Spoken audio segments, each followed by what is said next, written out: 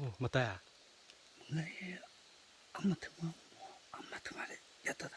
มาสิเอาวะขึ้นโอ้ได้เดินทุกคนนี่เออต้องได้ถึงยังไงสิยังอ่ะบ่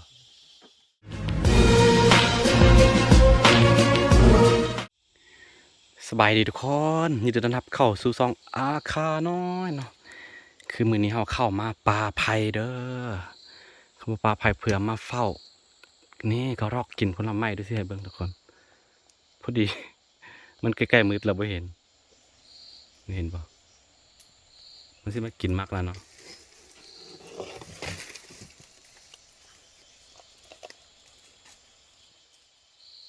เดี๋ยวเวลาตัวฮอกมาเอาสิไทยทุกคนได้เบิ่งกัน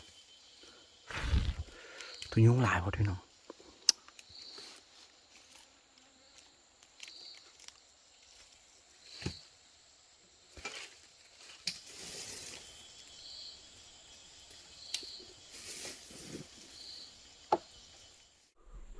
โอ้นี่ตัวฮอกเนาะตัวฮอกกินมากไหมเห็นป่ะโอ้มันเคยบอกว่ามาสุดก้อนนี่เต็มมันนี่เนาะเต็มเครือนี่แต่ว่ายังนี่เดี๋ยวเราสิมาเฝ้าเดี๋ยวสิมาเฝ้ากระรอกอยู่นี่อีกนี่เห็นป่ะมากไหม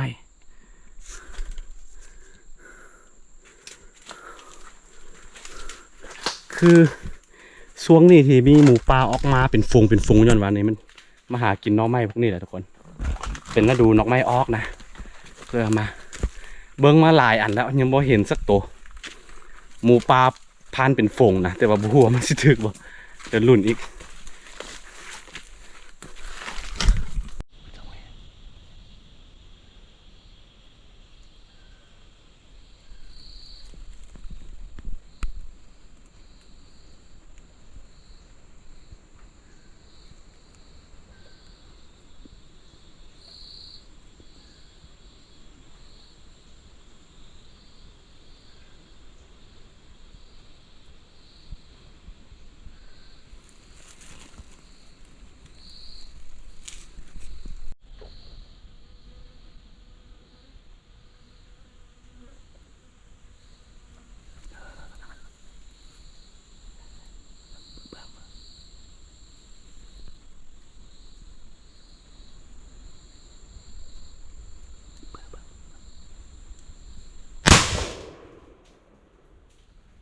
อายุเบื่อสังไม่ใช่มาไอ้พวกกี่แบบ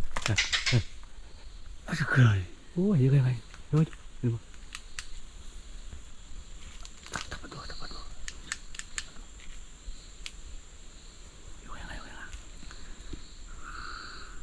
มาเบิกมาบัวนึกทันเลย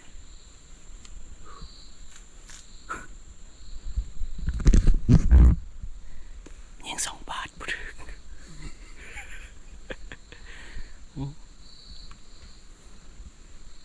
มีบุญอยู่รับปีจ้ามาเชื่อยังไงพันงานเบื่อแล้วแม่โอ้ลืมบ่ไว้ใจในพันละ2 บาทเลย ย่อยสองไม่ย่อยอ่ะ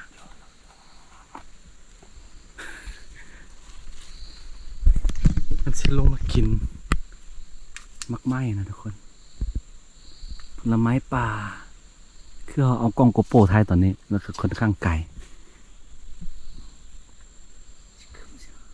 ยิง2 บาทบุทึก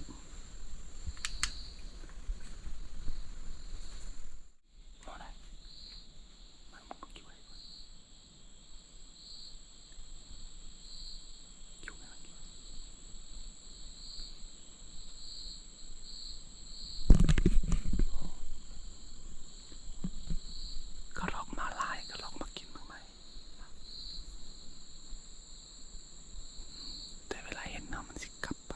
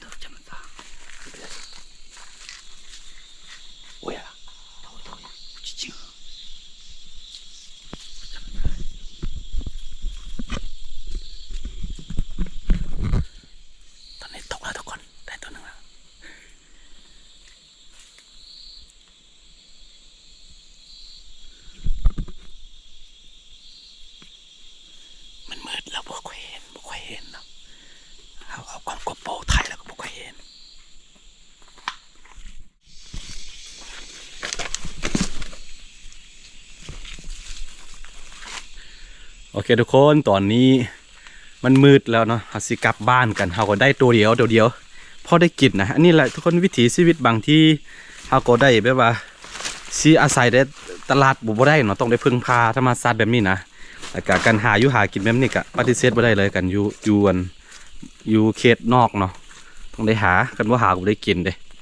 เอาพอกินเอาพอได้กินเนาะแต่ละมื้อกับบ่มีวันหมดดอกแต่ว่ามื้อใดที่มีกันตลาดมีกันซื้อขายสัตว์ป่าเข้ามาอันนั้นแหละมันจะสูญพันธุ์เนาะถึงจะประชาชนกินนี่ก็นโยบายให้เขาเนาะโอเคไว้เจอกันไว้ในคลิปหน้าทุกคนสบายดีโอ้มืดบ่เห็น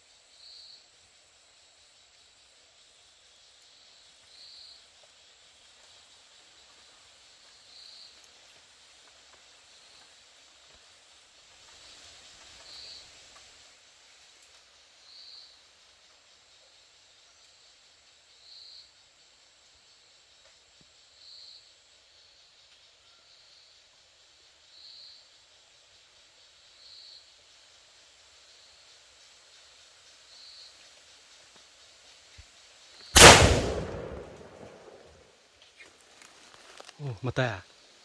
네, 아무튼 말해, 야따다. มาสิมึงอ่ะ 시야. 몰라대. เขาจะได้ไหม 그게 아니. โอ้ 엄마 이게 좋다고. บุทึกทุกคนมันมีไม้ไผ่บังแล้วก็มันสิลงมากินนะพอท่านลงมากินเถอะเคยยิงก่อนพอดีกล้องมันนี่มัวเด้อทุกคนมันมีเห็นน้ำเหือเข้าไปกล้องนะเขาแซ่น้ำไม่โดนเนาะบ้าบุทึกเลย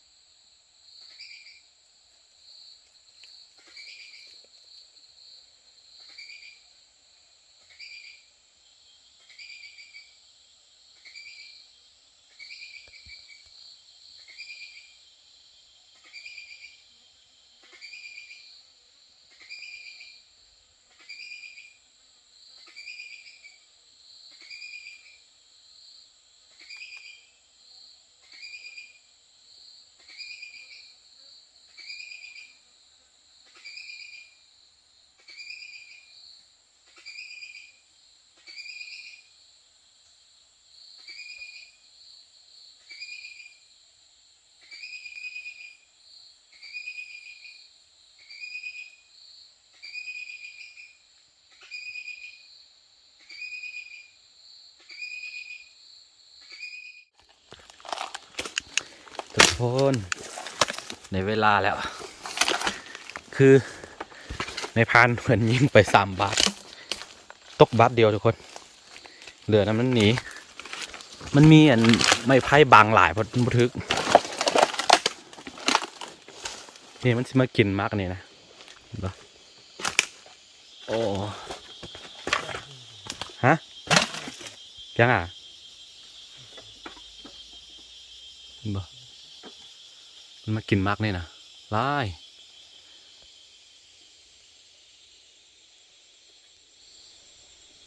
มักอย่างบูบ่ได้ใจบูว่า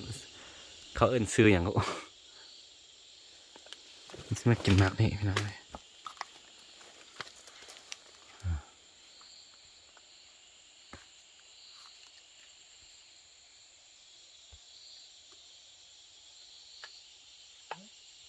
ฮะ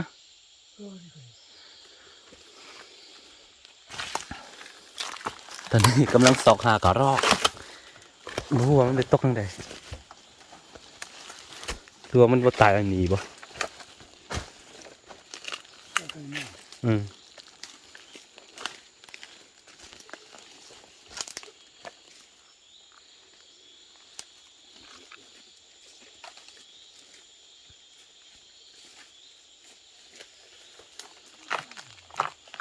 มารู้ว่ามันไปตกบนใด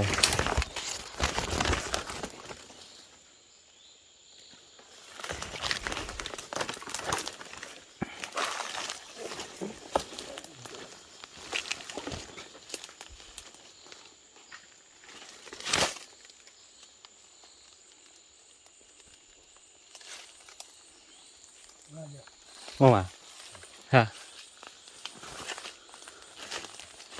เอามาขึ้นโอ้ได้เดินทุกคนนี่มันที่สุดสินี่อันนี้ก็เอิ้นว่าฮอกมุนนี่โอ้ที่จริงสิได้3 ตัวนะแต่ว่ามันยิงไวหดบ่ได้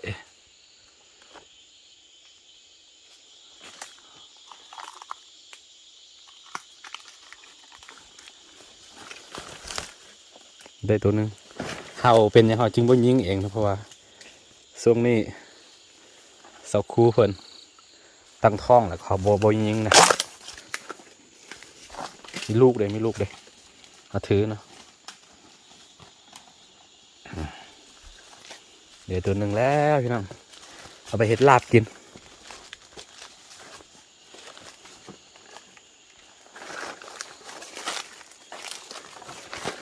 กล่องอาจจะมัวเด้อทุกคนเด้อเนื่องจากว่า